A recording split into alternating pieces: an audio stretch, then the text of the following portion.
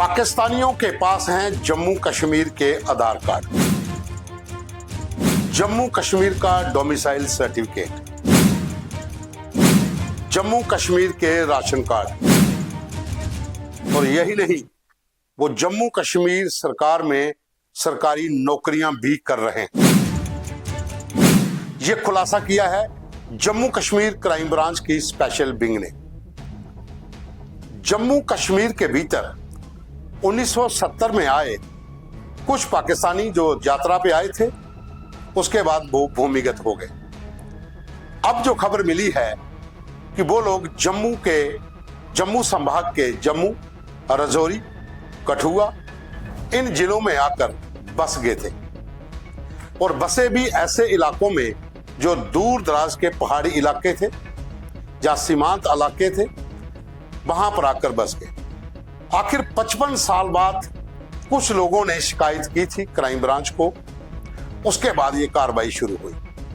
15 जगह पर special crime branch की विंग ने छापेमारी की है, दस्तावेज जब्त किए हैं, बहुत से लोगों की शिनाख्त हो गई है, और जो सूत्रों का कहना है कि लगभग 30 से 40 ऐसे परिवार हैं जो 1970 में आए थे और उसके बाद यहीं पर बस गए। अब उनका काफिला बढ़ चुका है, यानी कि कुंभा बढ़ चुका है। उनके पास सरकारी पहचान पत्रों के अलावा सरकारी नौकरियां भी हैं। अब उन सभी की धरपकड़ भी होगी, पूछताछ उनसे चल रही है, छापेमारी हो चुकी है। इसके लिए एक स्पेशल टीम का गठन भी किया गया है। क्राइम ब्रांच के प्रवक्ता के अनुसार कुछ शिकायतें मिली थी, उसके बाद यह कार्रवाई की गई। सूत्रों का कहना है कि आईजी क्राइम ब्रांच जो स्पेशल विंग के हैं सुनील गुप्ता, उन्होंने इसका गंभीरता से संज्ञान लिया और एक टीम का गठन किया है, जिसका नेतृत्व एक डीएसपी रैंक का अधिकारी कर रहा है। 6 उसमें इंस्पेक्टर शामिल हैं, 3 से 4 सब इंस्पेक्टर, 2 से 3 असिस्टेंट सब इंस्पेक्टर, और बाकी टेक्निकल टीम व जवान इसमें शामिल किए गए हैं। जम्मू, राजौरी, पुंछ, कठुआ, उधमपुर, इन तमाम इलाकों में इन लोगों की पहचान की जा रही है। और सोचने वाली बात यह है कि 1970 में ये लोग आए थे, उसके बाद किसी को कोई भनक तक नहीं लगी। अब वो लोग भी क्राइम ब्रांच के रडार पर हैं जिन्होंने इनकी मदद की, यानी कि राशन कार्ड बनवाया, आधार कार्ड बनवाए, भूमि के दस्तावेज बनवाए, जो संपत्तियां उन्होंने यहां पर खरीदी वो कैसे खरीदी, इमारतें कैसे बन गई, सरकारी नौकरियां कैसे मिल गई। अब इन तमाम चीजों की जांच भी होगी और साथ में उन अधिकारियों पर भी गाज गिरेगी जिन्होंने ये सारा सामान तैयार किया। और जैसा मैंने कहा कि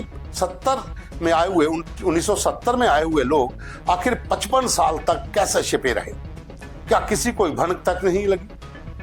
सरकारें आई गई, कई पुलिस स्टेशनों के थानेदार बदले गए, कई राजस्व विभाग के अधिकारी वहां पर उन इलाकों में नौकरी करने आए, सीआईडी स्पेशल विंग वहां पर था, लेकिन किसी को भी पता नहीं चला। ये एक गंभीर विषय है। अब क्राइम ब्रांच जांच करेगी, सिट का गठन करके तमाम दस्तावेज जो हैं वो छापेमारी में जब्त कर लिए गए हैं। ये छापेमारी 2 दिन पिछले चली है। इन 2 दिनों के भीतर तमाम जिलों के भीतर रह रहे इन लोगों के बहुत से दस्तावेज जब्त किए गए हैं, लोगों की शिनाख्त की गई है, और जो सूत्रों का कहना है इनमें से कुछ लोग सरकारी पदों पर आसीन हैं। वो फोर्सेस में भी हो सकते हैं, सिविल डिपार्टमेंट में भी हो सकते हैं। वो अभी जांच चल रही है और ये बड़ा खुलासा अब थोड़े दिनों के बाद फिर क्राइम ब्रांच करेगी कि आखिर किन किन सरकारी पदों पर ये लोग बैठे हुए हैं और इनकी बैकग्राउंड है क्या।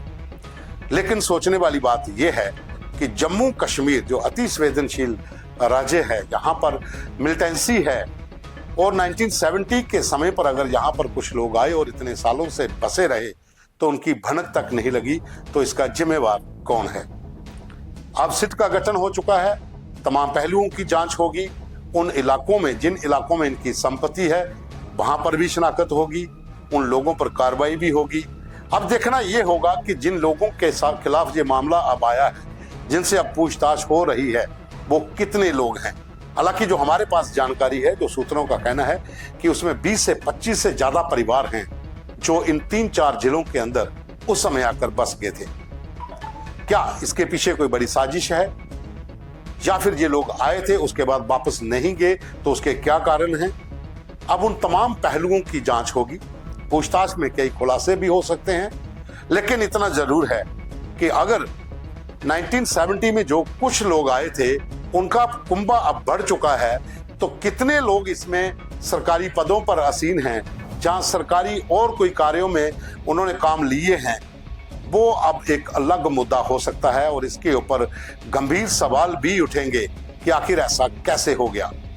क्योंकि आप किसी भी राज्य के निवासी हो तो दूसरे राज्य में भी अगर आप जाते हो तो भी वहां के प्रशासन को, वहां की पुलिस को पता चल जाता है कि ये लोग जम्मू कश्मीर के रहने वाले हैं और हिमाचल में आकर बसे हैं और इतने सालों से जहां पर रह रहे हैं। लेकिन यहाँ पर तो बात दूसरे देश की है, वो भी पड़ोसी मुल्क पाकिस्तान, जो जम्मू कश्मीर में आतंकवाद लगातार धकेल रहा है, जहां पर खून खराबे में साजिशें रचता आ रहा है। अब ये 1970 के समय की बात अगर हम करते हैं तो उस समय जम्मू कश्मीर में मिलिटेंसी नहीं थी, लेकिन उसके 20 साल, जहां 18 साल के बाद जो दौर आया था, 84, 85, 6 के बाद का जो दौर आया था, उसके बाद मिलिटेंसी शुरू हुई। तो ये लोग जो 1970 में आए थे, ये कौन है? इनका क्या उनके साथ कोई संपर्क है?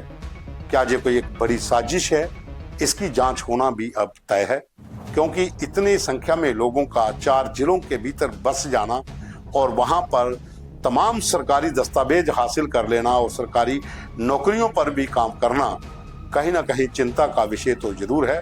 लेकिन अब जो क्राइम ब्रांच की स्पेशल विंग की टीम है वो इन तमाम पहलुओं की जांच करेगी। इन तमाम लोगों के जो समर्थक रहे हैं, जिन्होंने इनको ये सब सुविधा मुहैया करवाई है, जो डॉक्यूमेंट्स तैयार करवाए हैं, अब उन पर भी गाज गिरेगी। थोड़ा दिन वेट करिए और खुलासा क्राइम ब्रांच की टीम करेगी कि आखिर कितने लोग थे, कहां कहां पर काम कर रहे हैं और इसके पीछे पूरी कहानी है क्या। अभी के लिए बस इतना ही। धन्यवाद।